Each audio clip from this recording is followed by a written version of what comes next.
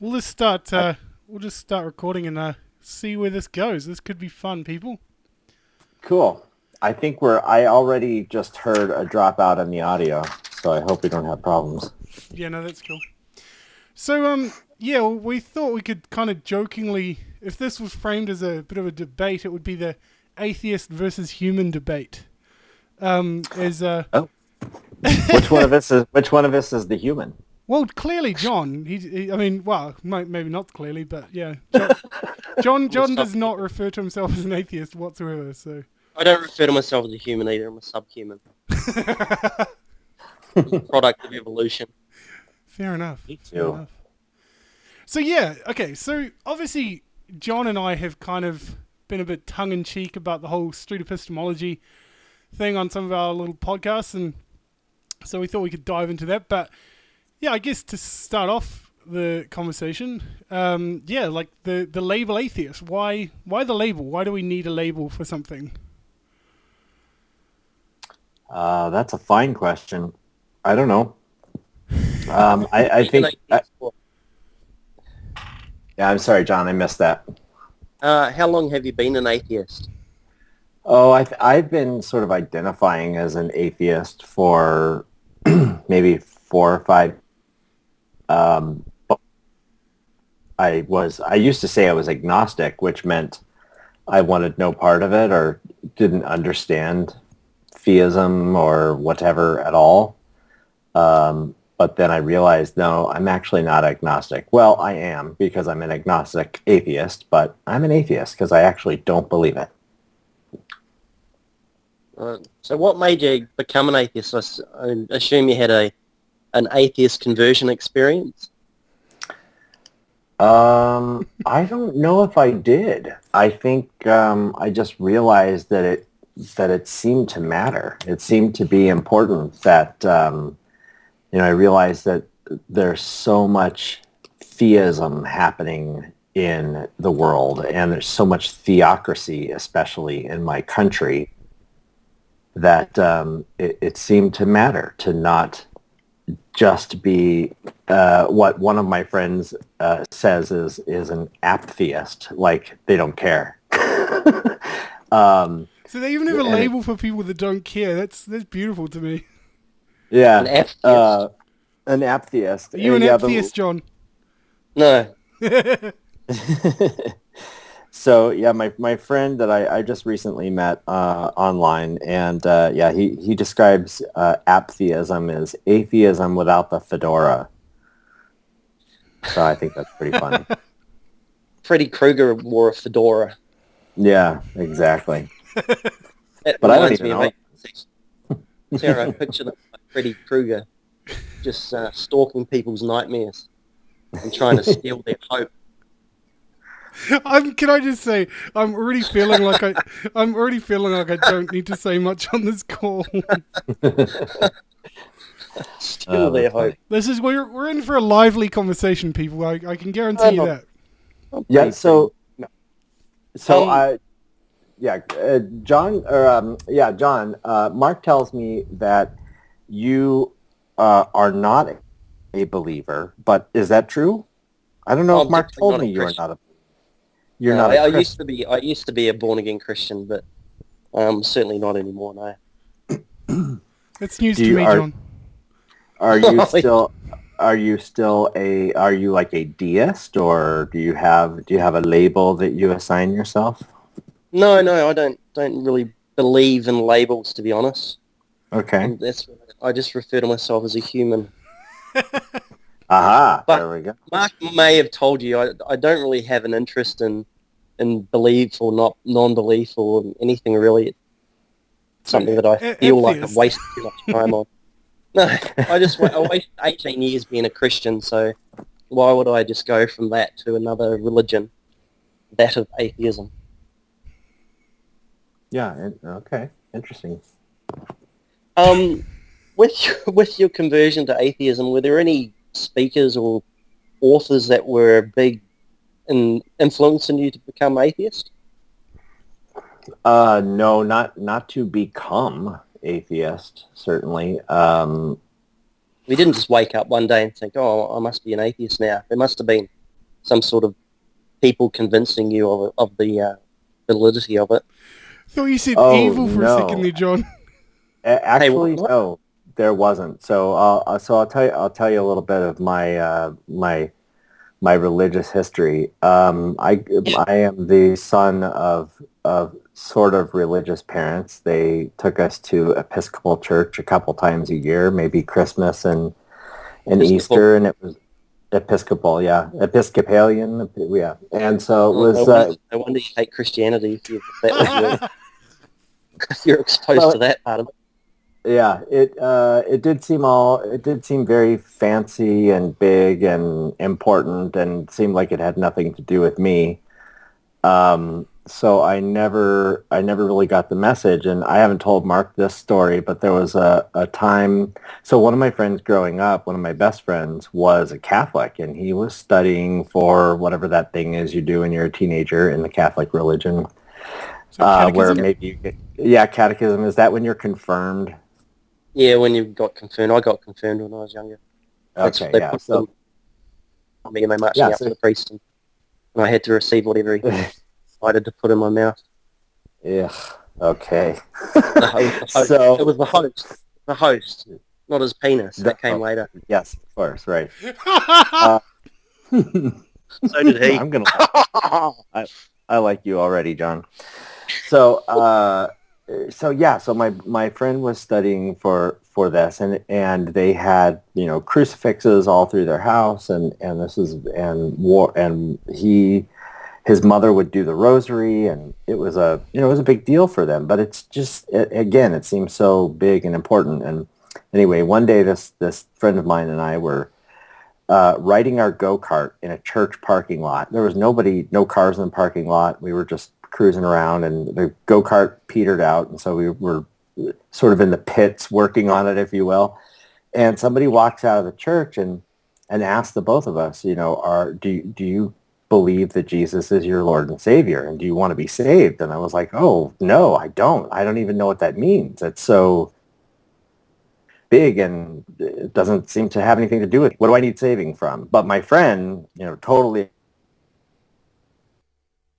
proposition and was saved on the spot. Of course, as a Catholic, he was probably on his way to being saved anyway. And and then I was, you know, I didn't care about religion at all for many years. Met my wife, who, when she was just my girlfriend, and early in our marriage, she was an evangelical Christian, took the Bible literally word for word. You know, believed that Jonah lived for 3 days in the mouth of a fish, and like that actually happened to her. And I just Yo. thought, you know, Sorry, no we way. actually lost John for about a minute there, Lucas. Oh, But that's Oh, no, I was okay. listening. okay, great. Yeah, so she took it very, very literally, and This is so your I would wife. go. Yes, my wife, right? And I was going to church with her, and it was a big mega church with a huge like TV production, and I thought that was all very fascinating and interesting. But just sort of going to church and realizing how this this was just so not what they were saying. That's really what made me realize, oh, I'm not just an agnostic. I really don't believe it. So And was there any period of time, was there any period of time that you considered yourself a believer or a Christian? Sorry, I missed most of your story there. yeah, no problem. If you had asked me when I was growing up, I would have told you, yes, I was. I'm sure. Yeah. But obviously being a Episcopalian, you wouldn't have actually had any born-again conversion Christian experience, I guess. So you wouldn't really have to be deconverted because, you know, being an ex-born-again Christian, we didn't really consider Catholics or Yeah, Episcopalians actual Christians anyway. So yeah. Well, people who are evangelical or whatever, they I got cut off again, Episcopalians Mark. and the No, you're Catholics and still here. everybody else who believes in Christ. Oh, Yeah, that's frustrating. Yeah, I mean they consider themselves Christians, so at least I they think they do, do. but Protestants like I used to be didn't certainly didn't Oh, yes. consider most Christians, nor did the Yeah, Bible my really. wife would. Yes, exactly. My wife would say that all the time. I'm like, no, Catholics are Christians. Well, they're like, she's like, yeah, kind of. Or Catholics is like the biggest cult in the world, I think, at the moment. Yeah, Personally, it's just a I think that's true. So 4 or so years ago, you decided to label yourself an atheist. What happened to bring that upon yourself? I don't like, as I said, I don't really know. I don't. It was a moment. I think it was just a realization over time that I didn't just not know if there was a God. I was pretty sure there was not one, and that it mattered from a political point of view, that I need to find out what's going on here and start learning. Yeah, but you So called yeah, yourself an agnostic atheist. So does that mean that you're open to the idea that there could be a creator or a god or gods or whatever? yeah, because I don't know. I certainly don't know if there is one or isn't one, but I find it pretty unlikely. Yeah, Yeah, but I find that if I can jump in for a sec, because I'm not saying much at all on this whole conversation. you But can't. no, Yeah. no, that's fine. It's always interesting to me, that whole agnostic atheist kind of label, because on the surface it seems to be an open-minded position, but in practice it seems to be the most closed-minded. Oh, really? I think so. Yeah, I don't consider anyone who's partially agnostic to be an atheist personally. I think atheists are people who fundamentally say that there is no God, and there's no reason for them to believe that there is one. And, they wouldn't even leave themselves open to the idea that there would be a God, really. I wouldn't consider that to be an atheist. I'd be more an agnostic, just not sure about things. Oh no, well, I mean that's the difference, right? I am functionally, I am sure, like uh, on Dawkins' scale, I am functionally a 7. Although if you ask me, I got to tell you I'm a 6 because I don't know. But Who's scale? functionally, I'm a 7. Dawkins, Richard Dawkins. He has this. Can you enlighten us on that? Because I have no idea what you're talking about Richard right now. Dawkins. Yeah, I know him. So, He's a fool. He's one of the reasons I don't like atheism, to be honest. He's just such a highfalutin, sort of arrogant, smarmy. Ugh. Makes my skin crawl. well, And I've read some of his books too. And he makes no sense. well, I don't know why you would say they make no sense. I think they make sense. No, I read his books on evolution, The Greatest Show on Earth, and to me, it just didn't provide any clear evidence of evolution at all, whatsoever. What would you say would be the two biggest proofs of evolution in your mind? Just keeping it to two. Let's make it easy for you. I think evolution is. Your vaccine, your flu vaccine. Maybe you didn't get one, but in America, it's all the rage. Everyone gets a flu vaccine. Well, if it wasn't for evolution, the scientists who create those batches for next season's flu virus wouldn't know what the virus looks like or what it is expected to look like during the next flu season. And sometimes they don't get it right. Sometimes they do get it wrong, and then you end up with a batch of flu virus that's no good. Yeah, but that's evolution of something that's already in existence. You already have the flu virus, and then it morphs into different flu viruses, but it's not a complete new life form coming out of nothing, is it? Well, so that's sort of a bad argument. If you're talking about what creationists call molecules to man evolution, that's not a thing. That's not something that science talks about as part of evolution. We don't know. I'm sure you know this, but we don't know what created life, right? We don't know. It's that sort of that cliched saying that sort of dig at atheists that says, give us one miracle and we'll explain the rest, Mm-hmm. It's that kind of, we don't know this one thing that's the most important thing, but we'll talk about everything else.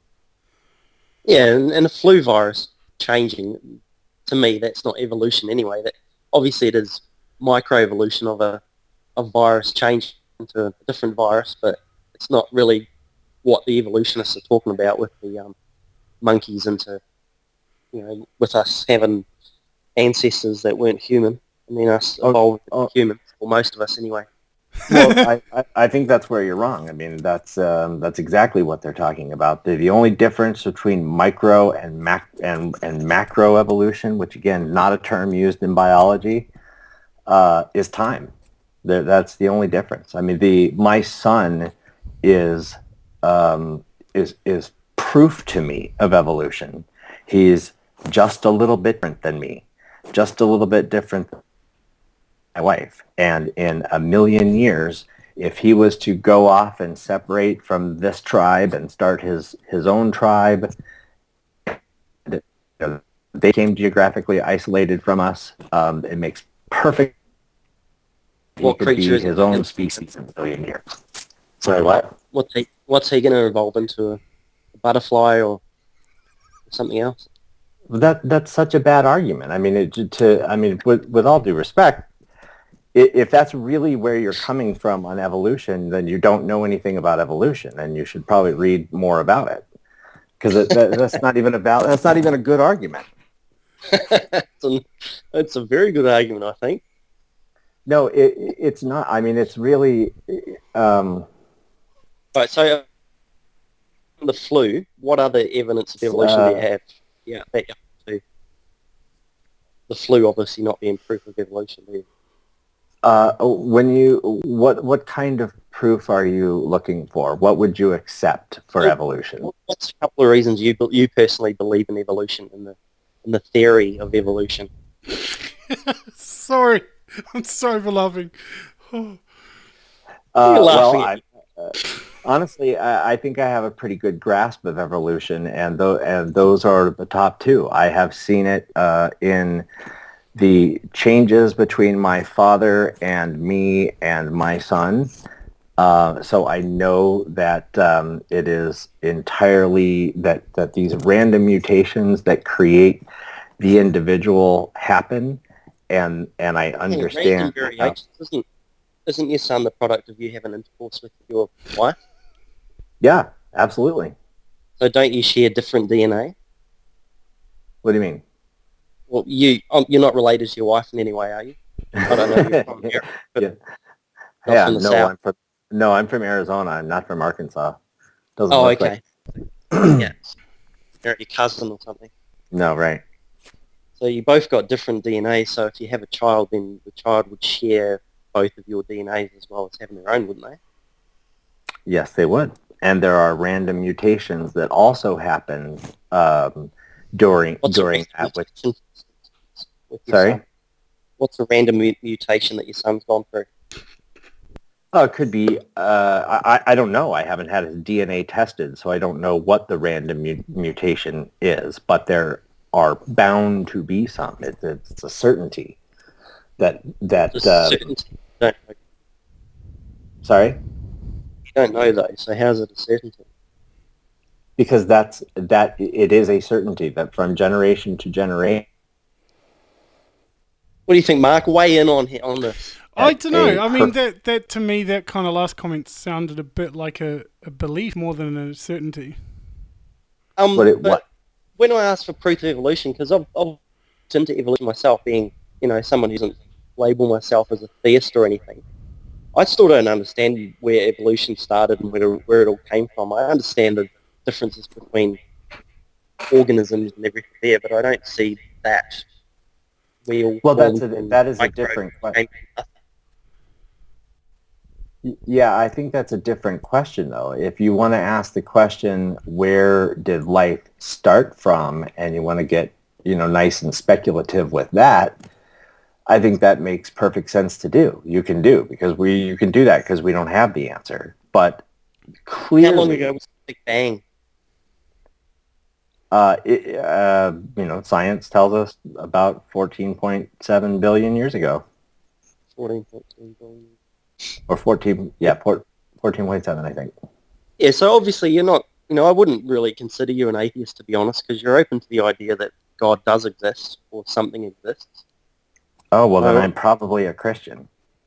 no, you'd be more of an agnostic if you were going to put labels on it. So I don't think you're qualified to do street epistemology, honestly. Oh, okay. Well, see, that's Yeah, the fun thing.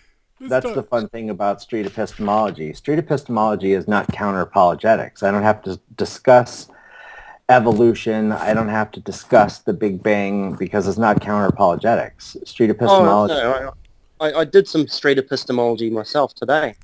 Yeah? Did you really? Yeah, I just talked to someone in the street. I called him an idiot, and he said, "You don't know what you're talking about," and, Oh, well, It's not That's necessarily street textbook epistemology. street epistemology, John. Oh, I forgot that stuff about... All right, so on a I don't scale of 0 this to is not the 100... conversation I want to have, Mark, to be honest. This isn't any fun for me. Why do you say that? Because, I mean, Christians get mocked for their beliefs all the time. What's the difference? Well, Is it I 'cause was I talking, I had a Okay. nice conversation with you because we aren't doing that to each other, right? Doing And what? Doing I, what? I wasn't mocking you. You weren't mocking me. We were talking about a particular topic. Okay, no. Okay, cool. All right, to get serious for half a second, I mean, this is one thing I fundamentally don't understand about atheists, and I've been interacting with them, as I said, being a troll on Twitter for a week. Why do atheists not have the ability to laugh at their own position? I don't understand that, Lucas. Like, seriously. What is the joke? Why every time you make a pithy or a sarcastic comment to an atheist, they read it literally and they reply literally? Well, I don't understand what the joke is, though. I think the joke to me is atheists going on to the street and trying to convert people like the Christians do. I think the joke of street epistemology to me is that they're going about it the way the Jehovah's Witnesses and the Mormons and the Christians do it, and it's just ridiculous. It's like, So what? I mean, let's just say, for the sake of argument, that that's exactly what it was. That we were out there and we were talking to Christians and telling them that that they aren't going to hell and that they should go ahead and live a sinful life because nothing's going to happen to them, and that they were foolish for believing the way that they did. Is that better than having a conversation with somebody about why they believe what they believe? Mentally unstable who the only reason they don't do certain things is because of conscience and because they think God's going to judge them for it, and then you convert them into an atheist and all of a sudden, I don't have to worry about doing this anymore, and they go out and kill a bunch of people. What? Mark. Yeah, you lost me there, John. So here's what I heard you just say. I think what I heard you just say is that Christians are Christians because if they weren't... No. He didn't say that, Lucas. He didn't make a universal statement. He made a possibility of something happening. That's all he said. So if I can... So you're telling me that there are people out there who believe in God, and if they didn't, they would be out murdering. Yeah, because they have consciences, and as you know, atheists don't have consciences. So if you take the conscience out of somebody, then, what's stopping them from doing pretty bad things, or what you would consider to be pretty bad things if you had a conscience? Wow. That's, okay. All right. I find it a little bit interesting. It's kind of that whole term that I've heard like cry bully, where it's quite interesting that, that someone who does something like street epistemology would want to shut down a conversation with someone just for disagreeing with them or not seeing things the way they do. I find that quite compelling. Oh, it doesn't surprise me, though, because if you challenge someone on why they do what they do, if they don't have a solid enough reason for it, and if it's just something that they're doing because it's the new fad or or there's some sort of leadership that are telling them to do it, or, you know, like we used street preaching because, you know, we were told to do it, really, weren't we? Well, We thought I wasn't God told to made do it. it, or the preachers we listened to told us we had to do it, or we're not very good Christians. Maybe now atheists are telling other atheists to do street epistemology, and if they don't do it, then they're not, you know, not very good atheists because they're not spreading the word. Yeah, That could, that reminds me, Lucas, there was a tweet on your feed the other day. I don't know, I think it was something you might have retweeted. I don't think it was your tweet, but it said something about, it was kind of referring to those kind of apathetic type people that aren't interested in it. It said something along the lines of, we're fighting for you, or something. Mm-hmm. I thought that was quite interesting. Yeah, why? Well, I mean... Do you know, let me tell you something. Do you know that this weekend, Supreme Court Justice Antonin Scalia was at a private school telling people that in America, you have freedom of religion, but not freedom from religion. Yeah. So while you guys think it's all fun and games, it's not fun and games. There's real shit happening. I out don't here. disagree, and please, like, John and I are two separate people. I just need to say that clearly. We're not uniform in our opinions by any stretch. I mean, I believe in God and he doesn't, so let's just put that out. I mean, you and I have had conversations where, I knew this conversation was going to be very different to our other conversations, which I don't think is a bad thing. But it seems like your strongest points seem to be more political than anything else. If it's a political movement, fine, but don't call it something else. well, isn't it we all live in... That is because, Mark, that's where the rubber meets the road, right? I don't care what you believe in your own house. Believe whatever you want. Where it matters is when you walk into the voting booth or when you cry to the PTA about what the science curriculum is or whatever. That's when the issue is. When you have people like John who don't know anything about evolution, don't have a clue, and are trying to make evolution into like some unbelievable fanciful thing. Well, he's being a provocateur, but look, your problem in America right now is so not much the stupidity. Yeah, well, yeah, I agree with you on that. Isn't it true though that we live in a society and people have different beliefs, and aren't we supposed to respect those Absolutely. beliefs? Are we always supposed to say that we can't have Christianity or freedom of religion or any of that? We need to stamp out theism, for instance. Isn't that sort of a mob mentality, sort of a... I don't want to use a bad phrase or anything, but isn't that what the Nazis tried to do? What did they try to do? Well, they tried to stamp out, a certain race, etc. Aren't you just trying to stamp out the theists and have an atheist society? That would be, I guess, my ideal situation is that no one took their God into the voting booth. If what you mean is by a secular society, yes, but the Nazis weren't a secular society. They had an issue. I think the problem, though, is mainly an American problem. It's not really in Australia and in New Zealand, we don't have this problem, because Americans can get all Jesus about anything, really. And it's very ingrained in their culture, etc. But, I live in Australia. We don't take God into the polling booth or anything like that. So I have a little bit of trouble relating to wanting to stamp out theism because it affects people's right. Was it the right to vote, or who they vote for, or what's the situation? Yeah, well, as I have said, and I don't think you're going to find any time where I have said that I think people shouldn't be free to live their lives how they want to, or that they shouldn't be able to believe in whatever they want. But don't you call street epistemology a intervention? That's one phrase I've heard being bandied around. And that is not, but that's not my term. That is not, people who are practicing street epistemology are not really calling them interventions. That's, that was a term used in Peter Boghossian's book, which had the right idea. And I think if you ask him now, he might have a different opinion on it. Well, no, he'll But people change it who in the are, next print. No, he won't yeah, change. I don't know.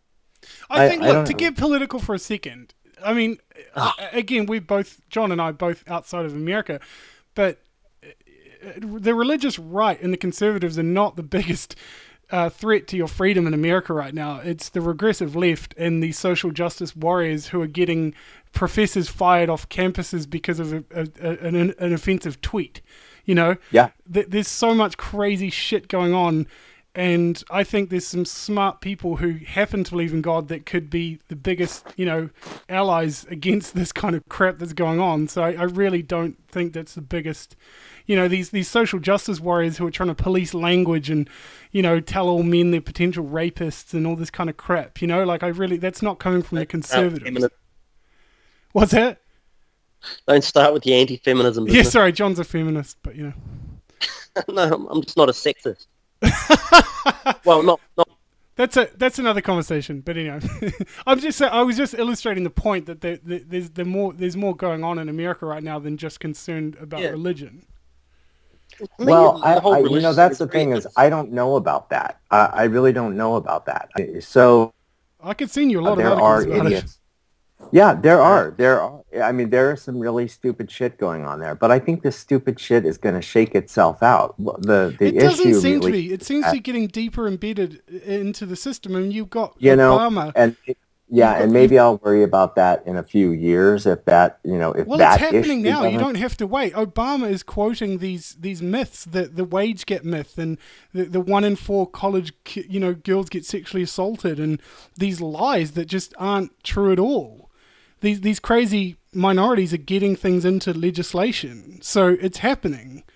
I mean, for example, I know John doesn't like Milo, but Milo Yiannopoulos, who I interviewed, he was on the Amazing Atheist podcast today.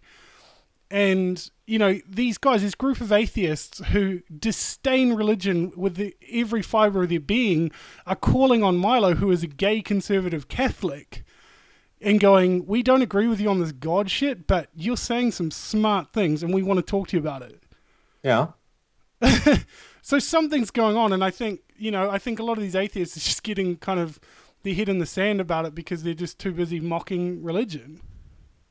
Well, see, I mean, Mark, when have I mocked religion? No. I did not say you. I'm saying, well, I'm talking but generally. That's what we're talking about here. If you want to have, if you want to have a conversation with the fedora-wearing atheist who wants to tell you how stupid you are, then go find one of those to talk to. Yeah, look, I get what you're saying. And Lucas, I know. And I agree with you on that, of course. But again, my concern with street epistemology, as I've said, is not attacking explicitly, but it's just a passive aggressivism, that's just politely telling people they're idiots.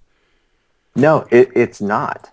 It's really not. I mean, and I'm surprised that you haven't come. I'm surprised that you haven't come around on this a little bit. I thought that we were making some progress on this. I was getting converted. I wouldn't consider street epistemology to be telling people they're idiots straight out or anything like that. It just the goal of it is to get people to doubt their religious beliefs, pretty much, and they pretty much leave it at that. They don't mock or ridicule their religion. No. I agree. I wasn't saying that openly. No. They don't. Just do the. Well, let me finish, Mark. Sorry, John. Yeah, that's right, mate. They just do the work of the devil in that they just plant doubts in people's minds and then go, sow the seed of doubt, and then they kind of walk off and say, "Didn't I do a good thing?" And what is the work of the devil exactly, John? Sow doubt. Well, generally speaking, the devil is the accuser of the brethren, and he creates doubt and makes people disbelieve Jesus Christ, and he's the enemy of Jesus Christ, and that sort of thing. And so are we talking about the actual devil? So like if I'm out there talking to people, devil, am I channeling the... Well, yeah. Is there a, is there a devil? The Christians would consider that you are doing the work of the devil, most definitely, because you're out there creating doubt and trying to get people to sow doubt in people. The devil's been the devil's job anyway, to get a bit of help anyway. And so doubt is a bad thing? Well, it is to the born-again Christian. Doubt is a bad thing. Mark doesn't mind doubt, but, from my background. And As everything Rob like Bell says, faith and doubt make great dance partners. that. Yeah, I know. But other preachers say, doubt your doubts and believe your belief and all that sort of stuff. Isn't there a Switchfoot song? Sorry. But isn't that all you're set out to do? You just go meet people and then throw doubt in their minds and then kind of walk off. Or you might leave your email address and all the rest of it. They want things. You're not really out there selling atheism or anything, are you? That's right. I don't care. As I have explained to Mark in previous conversations, I just want you to think about why you believe it. I mean, frankly, if you've had some sort of God experience, you've been moved by the Holy Spirit and you know it and you felt it and you had a conversation with him, I'm not going to move you. And that's fine. If you have a good reason to believe it because you know, fine. If that's good enough for you, okay. The other thing that happens in a conversation like that is I can go out and talk to people and say, look, I'm not a believer, but the two of us can have a polite conversation for a few minutes and we can talk about what you believe and why you believe it. And then you can ask me what I believe and what I believe and why I believe it. And yeah, but isn't it just like proselytizing? What's the difference between what you do and what the Christians are doing? There's a huge difference between what I do and say what is that dude's name? Crocoduck guy. I forgot his name. Ray Comfort. Thank you. Ray Comfort his name does. had respect once upon a time in my mind. Yeah. Ray Comfort, goes out. Have you ever told a lie? You're a liar. You're going to hell. I don't tell anybody they're going to hell. I don't make them feel bad. I don't tell them they're even stupid. hell. So you wouldn't really do that, would you? What's that? You wouldn't tell people they're going to hell because you don't believe in hell anyway. But they do. They really do. And the question is, why do you believe it? How many instances of hell are you going to find in the Bible, sir? You know that our modern idea of hell actually comes from a fiction book. It's not biblical. And if you go back to the Old Testament, you don't find hell at all. So you do actually. But anyway. It's a discussion you find a couple of mentions of this place called Sheep. Yeah, but the Christian Bible is full of references. Christians would have. Yeah, the Christian Bible's full of references. Not the Jewish Bible, but the Christian Bible's full of references to hell. There's lots of them there. So with this peaceful, loving Son of God, you also get hell. It's got to be part of the justice side of things. There's got to be justice in the universe. But where was the justice? Where was the justice before? I mean, not to get into well, without getting into theology or anything. Where was the justice? Hell used to be a place where the people would go and they were held there until Jesus came, and then they were delivered out of hell into the lake of fire. But that's a boring discussion for another time. Yeah. Anyway, I don't think hell's a bad thing. Anyway, I don't think hell's a bad belief or anything. I think it's a good thing. Well, I want to hear more about this one. Yeah. No, well, it's a place of punishment because otherwise you get people like Ted Bundy just murdering people left and right, and they just get away with it. What if you didn't have a decent form of punishment? And if we have punishment and we have crime and laws and punishment, then shouldn't the universe have a similar sort of setup? Otherwise, people like Hitler have just gotten away with it. Like an ultimate sense of justice, right? Yeah, of course. Yeah. Well, yeah. So I know. I think it feels. I think it would feel great. Yeah, I think it would feel great to be able to have a belief where Hitler is getting a pineapple shoved up his rear end, every 30 minutes. But just feeling good is not a good reason to believe in it. Wishing that it was that way is not a good reason to believe in it. That raises an interesting question, though. Like I think you are talking about the ultimate sense of justice that human beings seem to have, and we set up court systems and things like that. I mean, is the ultimate end of the universe completely subjective and rapists and pedophiles and murderers, and is there justice in the end, or is it just if you can get away with it, you can get away with it? Well, isn't the whole justice system set up from the laws and the Ten Commandments and all the rest of it? Like, if No. we're all just, why do we have justice? And why can't we just go? What commandments are there that the law is based on? Well, obviously You shall you not can't kill. kill. Obviously, is a big one. Yeah, can't Yeah, steal. right. You can't kill Uh, and you can't steal. What else can't can't rape. you do?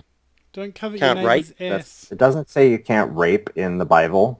I mean, in Well, fact, it says you can't cover your neighbour's ass. Like Mark said. yeah, but that's not a law. You can cover your neighbor's ass. In fact, it's the foundation of capitalism. So what else? You can Okay, you can so work we've got on Sunday. murder. We've got murder. You we've can't. got I mean, rape. sorry. So without the law that has been brought in because of the influence of Judaism and Christianity, if we're all just animals, why is it wrong to kill? Animals don't Do kill you each not other. have? Do you not? Well, that's not true either. I mean, it completely A lot of depends on. predators. Well, first of all, humans don't really have a problem killing either. It's very much a tribal thing. As you know, lions live in prides, and they are not killing each other. They might attack another pride. That's what we Yeah. do. We're all tribal. But do you think murder's a bad thing? Of course, I think murder is a bad thing. Why? What do you mean, why? Because I have Why the is same murder a bad empathy thing? that you do. I have empathy like you. I don't want my rights violated, and I don't want to violate yours. And it is a right, a very fundamental and personal right to be able to wake up in the morning. Where does that come from, though? I mean, like, genuinely, that's Exactly the It question. just I'm it just surprised to comes find from a- empathy. I'm surprised to find an atheist with a conscience. This is something that I haven't. oh, come on, John. That was just you're just ribbing now. Yeah, I think it's just empathy. Let me ask you this: if what you're asking for, what you're advocating for, is some kind of objective morality, don't you think that it would Apart from- be? Sorry. apart from the Bible, because all I see, especially in America, it was founded by the founding fathers and everything there. Obviously, they had the influence of religion, and without the influence of religion, I'm just wondering, will we have the same laws? Would we have hospitals? Would we have, helping people, helping the poor and all that sort of thing? Because it seems to be the Christians that have started it, or that they did it in the name of Christ and all the rest of it. And I'm just wondering what society would actually be like if the atheists got their wish and we all just didn't believe in anything anymore, and we all just thought we were just animals that are on the way to oblivion. So you think that there is some there is some moral force field that permeates the universe that prevents us from doing bad stuff? I mean, I don't see the prevention anywhere. Well, I think it's just the way society's put together is that it's been influenced by religion. I think you have to, agree to that, because this has been the past. Well, obviously, atheism is a new thing that's kind of in vogue now, but it wasn't around. Atheism isn't a new thing. I mean, there have been atheists throughout the ages. And America was founded not by Christians, but by deists. Same thing, really. No, it's a very different thing because, for Jefferson, for example. Sorry? What kind of deists were they? A general deist. Like there is a God, but not a Ten Commandments handing down kind of God. In fact, Jefferson wrote about, I forget the exact quote, but something about the Jesus believers, not being good for us. I can't remember exactly what he wrote, but long story short, I mean, our Constitution is supposed to be a secular Constitution. It's not supposed to take any influence from God. It's in our First Amendment. It's supposed to be a Didn't it secular say one nation. nation under God and all the rest of it in its party constitution? Yeah, that was added in Yeah, I read something 1954 about it recently, actually. amongst the Red Scare, actually. So that Yeah, it has sounds more like to you do just with got a problem. communism than Sounds like you just anything. got a problem in America at the moment. That's your main problem. It's not really deists versus atheists today. It's the way your country was founded and the influence of the Christians Yeah, in America obviously is stronger than it is in other countries. So well, maybe I could give you a little background on the trouble that we have with religion. Like on September 11th, 2001, we had 11 dudes who were so convinced that their God was going to reward them, they were willing to fly airplanes into a couple of our buildings and kill more than 3,000 people. no, hang on. And I don't think that was their primary motivation oh, you for don't? doing what they. No, not at all. It's not because they want reward when they die. It's because of what America had done to their people over the years, and I Oh, so think it was it's all very political. motivated. Well, they see America as the great Satan and it needs to be destroyed. It's not because they're Uh, looking to be rewarded when they go to heaven. I don't think that's the motivation for the yeah, you just made terror. my point for me. You just said that America is seen as the great Satan because we Yeah, are a it's the great evil. secular nation. No, it's just seen as evil because of the history that America has had Yes, in getting our involved in wars and getting involved in the exactly. oil business. Do you? Yeah, you're so right. You're so right. And the I fact don't that think we you can say support it's the because they Palestinians, believe in religion. Yeah, it's and because you the support fact that we support Israel in the Palestinian conflict, and when a grenade goes over, the wall over there, it says "Made in the Yeah, USA" it just before it seems, looks up, and and from a non-American, just looking at the world today, it just seems to be because America like bombing a lot of shit over the years. America And does certainly stick its nose in it. But why do you think we have interest in Israel? What yeah, do you but they think don't just America's stick their interest noses in in. Israel? They kill a great amount of people over the years. America's killed more people Hmm. than Hitler ever did. You know what I mean? Yeah, Like if you no, look, I'm in agreement with you here. America has some very serious problems. So could But this let me be, ask you, if I can but interject, could this be a human problem that's universal, not just a oh, religion, non-religion this kind of is a thing? religion problem, and I want you guys to hear me out. I want you to hear why I think this is. Well, we certainly don't oh, see it's because Christians Israel's flying the planes chosen into land. buildings. Yeah, it's No, because it's not Israel's the Christians chosen flying. land. That's exactly right. And Yeah, I we understand. have, and President Bush had a direct to whatever that creepy pastor in Colorado is. Forgot his name. And he's virtually on the cabinet and said that he spoke to God and got his directions from God. And you have all these little churches with their senator constituents who go back to Washington, D.C., and they support this little dust bowl of a place called Israel because it's a religious thing. It's why else would we care? There's no like security reason to care about this place. They don't give us oil. They don't produce anything for us. They or at least they didn't when we started all this. There's no reason for the United States to be interested in Yeah, Israel. And Bin yeah, I Laden think you make said a good point. himself, Yeah, if the United States had never um, supported Israel, if we had never gone into Iraq, he wouldn't have even looked twice at us. But we yeah, are the quote great Satan because of our religious. yeah, and that's So part this of is why a people don't like America. But yeah. there's problems. There's been problems for a lot longer than just the Palestinian Israel situation. You've got Vietnam, for instance. You've got a number of you know areas. Americans, for some reason, just like getting involved in other people's battles and trying to tell the world how to live. And I think Yeah. atheists are also because it's a very American-based sort of religion, atheism, where it's a lot of American people are involved in it and they're selling it like it's a religion and all the rest of it. Why I don't see why it. why do you guys say that you think atheism is a religion? Can I just cut you in there? I don't classify it as a religion. John said that, not me. Yeah, why do people do that? Why do Well, they say because that? you believe you have your prophets, for instance, you have your people like Dawkins and Okay. Sam Harris and all these people who you all listen to. You have books like atheist Bibles on how to convert people. I was actually thinking I should write an atheist Bible. I reckon it would be a bestseller. Just You to might, clarify, yeah. You like to buy books. Sorry, can I just clarify something before people listen to this and call me a hypocrite for what I just said? I haven't said that I think atheism is a religion. I have said that I think it mimics religion and looks much like religion.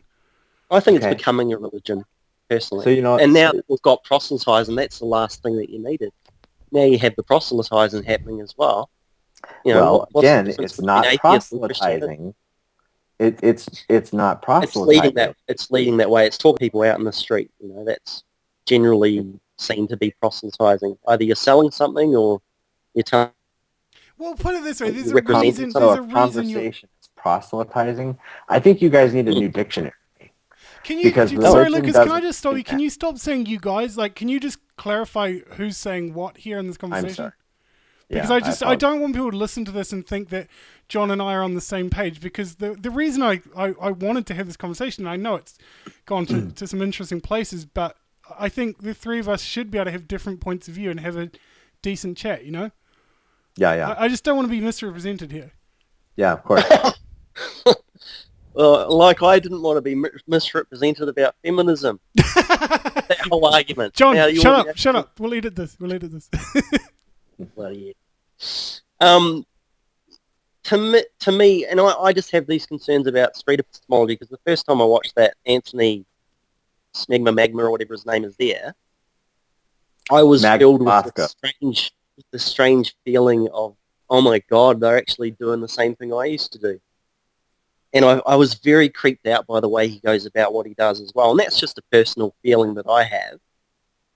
But I don't think... Yeah, so tell me a little bit about that, John. Why do you think that is? I think it's him. I think it's the way he comes across. He's disingenuous. He doesn't seem very genuine at all.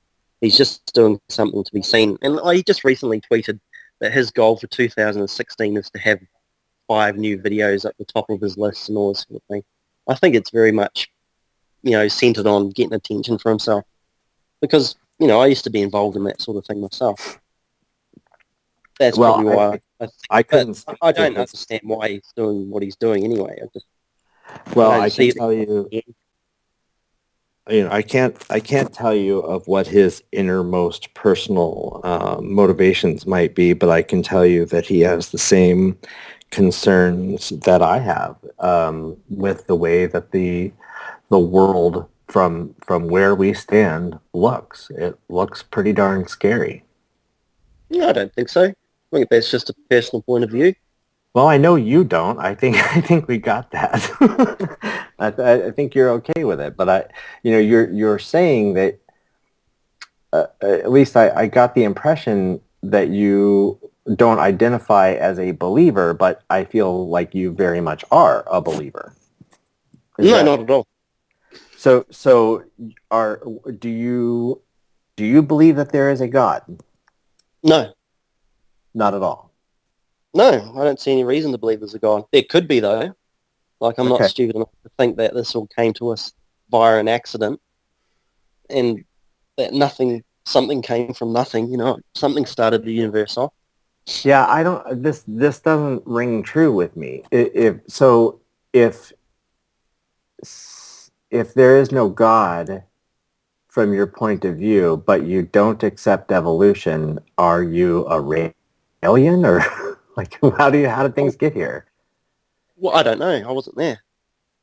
Oh, and I don't know enough about it to comment. And I'll be the first to admit that I don't understand the proof of evolution, and I don't see it clearly, in the studies that I've done. And I have studied evolution when I grew up. I didn't not have evolution fortunately when I was at school, or I went to university and studied biology, and they taught evolution there as well, and they taught evolution in school. So I wasn't raised in America. It's not we weren't taught creationism or anything.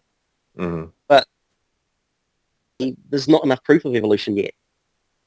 And if it is true, then aren't we just all animals flying around in space? I'm amazed that we haven't destroyed ourselves a million times over already. And that's why I think the So world's in a pretty good position right now. so Because we've your come a long problem. way. So just real quick on the subject of evolution. So your problem is that you reject the answers that you have been given about evolution.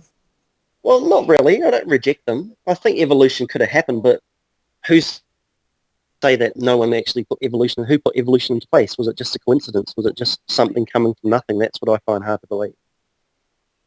Oh, well, I mean, so Like I find evolution. it hard to believe that a Big Bang created everything, like trees and butterflies and these butterflies again, and monkeys and grass and fruit.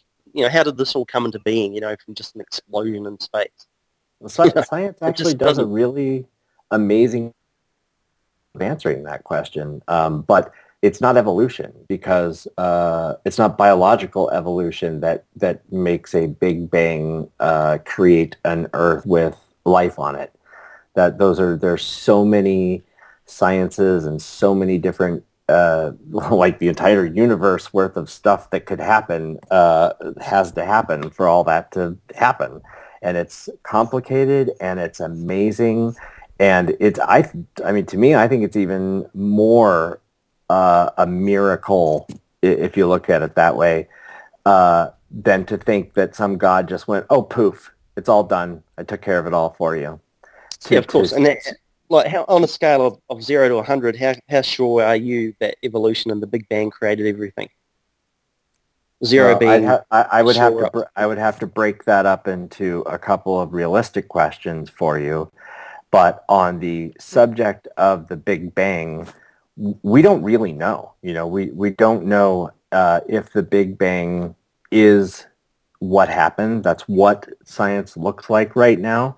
But I tell you this much: if the science changes, I'm okay with that. I don't have to believe in it. It's not a But you, dogmatic belief. that sort of confuses me a little bit because you're saying on the one hand you admit that they don't know, and then you're Mhm. saying if it changes, well, what's a change from they don't know?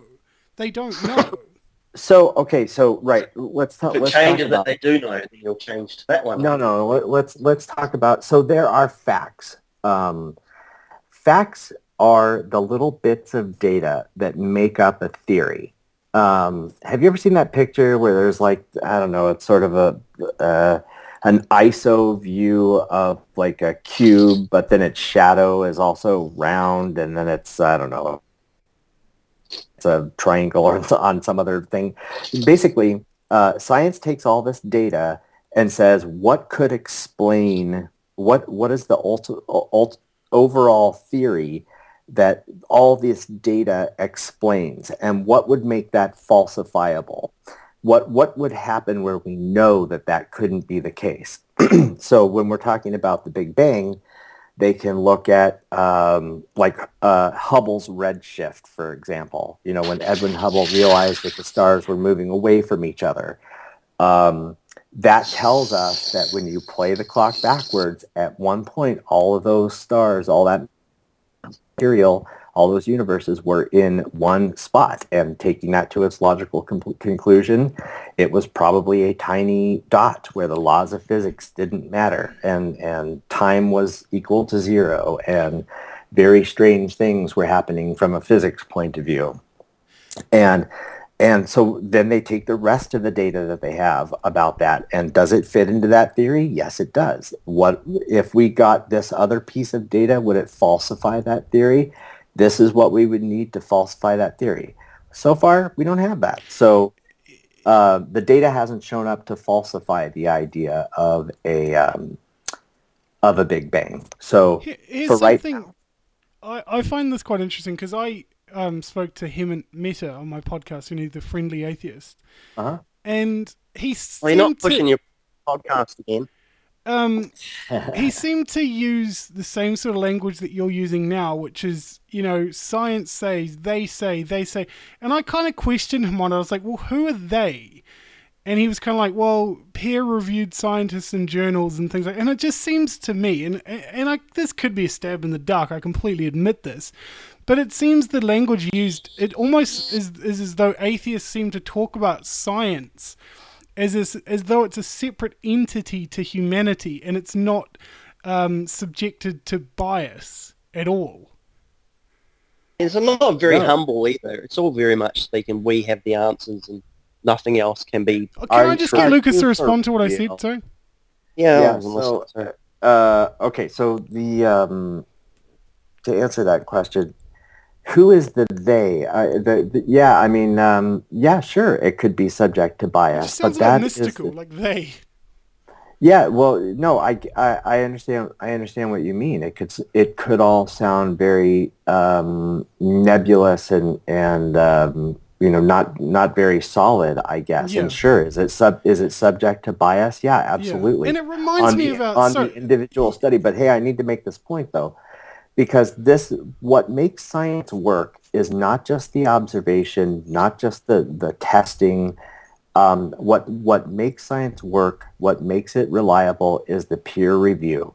If I write a paper, and you don't know me, let's say I write a paper on my observation, and I send it to you, Mark, because you're a scientist too. You don't know me. You have no allegiance to me, and you don't care what I found. But if you can't reproduce my results, guess what? I'm a shit scientist. Though the bias can still come into play, though, can't it? Because I could have a vested interest in upholding this idea of atheism.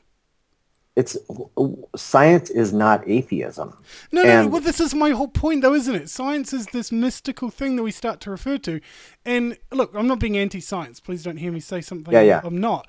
And this is just to kind of reiterate the point in our last conversation that you did actually push back on, was when I talked about the whole idea of how scapegoating happens within religion, and religious people go, oh, this person's my pastor, they're my leader, and if it goes wrong, I blame them. And you kind of said, well, atheism and, non-belief doesn't sort of work like that. And the more I think about it, I think, no, it does work like that, because, I mean, this is the whole appeal of calling yourself an atheist to so many people, and I don't mean this directed at you, let me be clear, is that these people who know nothing about evolution, know more than I do, or John perhaps, and they take on this label atheism, and it just makes them feel smarter than everyone else. Well, I don't really know who would say that they're an atheist. I mean, I guess there are probably like young kids who would say, yeah, I'm an atheist and it's F the God coolest thing ever that. to be an atheist nowadays. Yeah, it's right. trendy. Okay.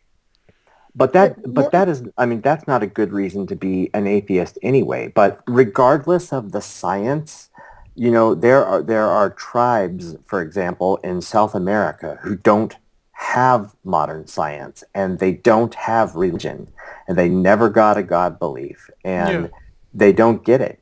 You don't need science. You don't need evolution. In fact, if evolution came out tomorrow, headline, evolution completely devastated, we would all actually kind of trip out because it's so solid, right? But if it came out to, no, it really does look, I mean, science, rather, evolution is a fact. It happens. There are controversies. I thought it was still a theory. Yes, it's a fact. What are they saying? A theory is the body of knowledge, like gravity. Did you know that gravity in music is a theory? It's not what you think it idea. It's a body of knowledge, and it has there are sort of rules associated with it. But the point is, if it came out, shock, horror, evolution totally devastated, what the thing that could make it falsifiable, which is, say, finding mammals in the Precambrian strata, that happened, right? So evolution is completely or if Jesus came back. Well, whatever. If evolution is completely destroyed tomorrow, it wouldn't touch a God idea anyway. It's not evolution versus God. You can't throw out evolution and say, well, I win, it has to be God. That's not how arguments are won. You have to make a case for your God. What do you think could be another option then? If it's not evolution and it's not creation, what else could it be? I don't know. I'm not that. Do you have any theories at all? You know. No, I mean, So, I think that there are, I mean, ultimately, somewhere in the universe, life, this idea of abiogenesis, life from non-life, had to happen. Whether it happened here or it happened on another planet and panspermia happened, abiogenesis must have occurred somewhere. yeah. You know, So do you if believe in alien life, for instance? yeah, I think there's probably aliens out in the universe. I mean, are they intelligent? I don't know. Are they visiting us? I don't know. I seriously doubt that. Um, So couldn't but couldn't yeah, an alien life form um, travel to Earth, for instance, and start up a family, it and would there be, boom, we've got humans? well, so the trouble with that is, and the one thing that is interesting to me about life is all what we know is that all life on this planet is related. It all came from a single source, whatever that was. And it Adam and may Eve. just Is no, that what he's talking? we know it's not Adam and Eve. It can't be Adam Adam and and Eve. Steve. The Must be Adam and DNA Steve. proves the DNA proves it is not Adam and Eve, and obviously it's not Adam and Steve either. I hate to but be the voice of reason here. I think we will probably, unless you have any closing thoughts there, Lucas. I think we'll probably wind down because I'd like us to end on a positive note, being all friends at least. I So just have one question before we do that, Mark. what's that? Sorry, And John. I just have one question before you Oh close, shoot, go for it. and I'll direct this at Lucas. Why do we need the label atheist at all? Why can't we just encourage people to be free-thinking human beings? Why do we have to have this label of atheism? It seems to cause so much friction in the world. I don't know. I don't care about it. Like, why I do you really choose to label yourself something that really? Because it kind of puts you in a box. And well like, in my life. this is how I think I'm an atheist. This is how I'm going to think. And then you just tend to live your life Wait, I'm because an of a so label. It's like any sort of label, I think. well. I mean, I think to answer your question, in my day-to-day life, in my family, in my work, in my community, I'm not an atheist. Nobody thinks of me as an atheist. I'm a husband and a father and an employee and a boss and a guy and a good neighbor and a friend, and I am all those things when I am talking about theism and religion and the harm that it does to our society, then that's the only time I'm an atheist. And what percentage of time is devoted to your atheism? Well, Mark is making that factor go way crazy. On that You know, note, let's leave it there, guys. I'll stop recording now. So.